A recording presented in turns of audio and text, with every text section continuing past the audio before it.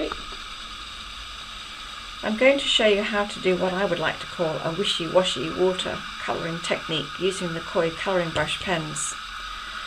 I've stamped an image which you may not be able to see on the camera, one of my floral stamps, and I've embossed it with a watermark ink and some white embossing powder. Stamping with the watermark ink, sprinkle the powder on top and heating it until it's shining and raised. I've stamped it onto the Woodware watercolour card. Nice smooth surface, picks up the image nice and neatly. I've got 3 brushes to use here from a really nice and handy set, a lovely variety of different sizes from a set of brushes that Woodware stock. And I've just picked out 3 of them, a fine one, a wide one and a medium sized one. I think that's a 5, that's a 10 and that one is, that's a 1, 10 and a 5. I'm going to start by doing a wash over the background, and rather than put the pen directly onto the watercolour card, I'm going to use the craft card and add the colour onto the craft sheet. You can't see much of the colour there at the moment, but there's a lot of colour on there. Lots of water with this, so I'm using the brushes and a little pot of water, creating a lot of water on there, and just brush it all over the background. This might look rather frightening, but believe me, it'll all come right in the end. So it goes right over the image, and you can do it really, really quickly, like that.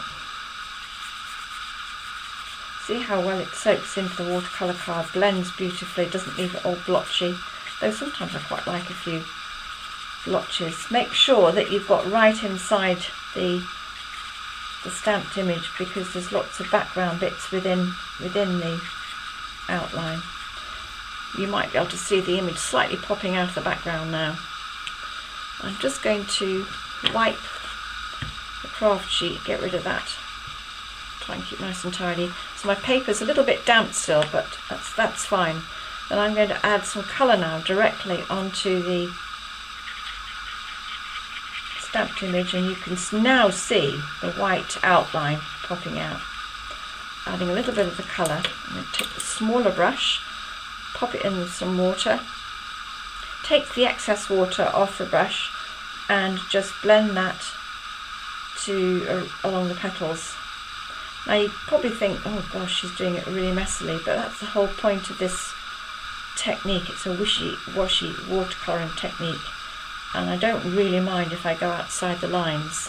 Rinse the brush and just blend anything that's come out from the outside of the lines into the background. Can you see I'm really spreading that colour about? Get a clean brush with some water and just move it into the background. I'm going to colour the little seed head in a slightly different shade. Again, blend that, anything that comes out, blend it into the background. Add some green for the leaves, blend that in as well. Doesn't matter if it bleeds outside the outline, just blend it into the background with a clean damp brush. I'm going to go back to this one. Oh, I think I might use that colour in the middle here.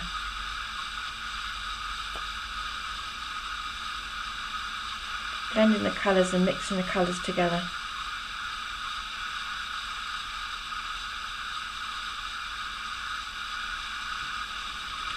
There's other leaf up here.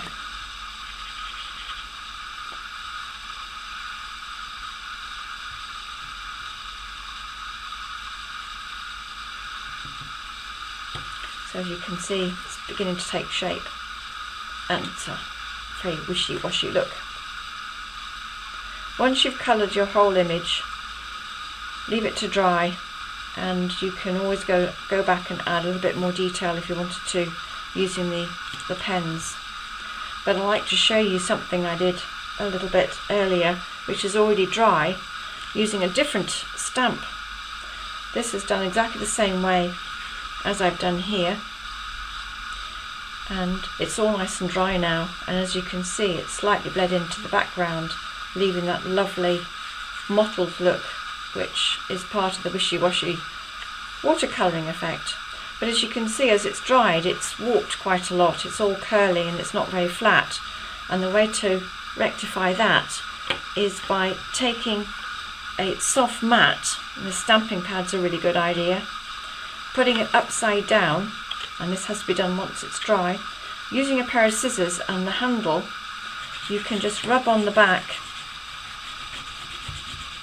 quite hard,